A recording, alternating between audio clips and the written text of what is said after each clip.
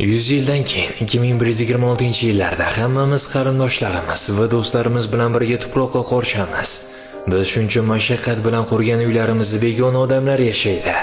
Bugun o'zingiz ming mashaqqat bilan erishgan o'sha mashinagacha barchasiga ular egalik qilishadi. Avlodlarimiz esa kim bo'lganimizni zo'rg'a eslashadi. Oramizda nechtamiz bobomizning otasini taniymiz. Vafotimizdan keyin bizga atigi bir necha yil eslashadi. Bir necha yildan so'ng esa tariximiz, suratlarimiz, qilgan ishlarimiz changga aylanadi. Unutilgan axlatxonaga ketadi. Hattoki xotiraga ham aylanmaymiz. Agar bir kun kelib shu savollarni o'ylab ko'rish uchun to'xtaganimizda edi, bu hayot haqiqatan ham qadrli bo'lgan narsalarga vaqt topolmay, ko'proq va yana ko'proq narsaga ega bo'lishni istash orzusi qanchalik ma'nosiz va o'yzon ekanini tushungan bo'lardik. Men hech qachon qilmagan o'sha sayrlarimni yashab ko'rish, farzandlarimizga va sevganlarimga yo'lolmagan o'sha quchoq mehr va o'pishlarni berish uchun bularning barchasini alishgan bo'lardim.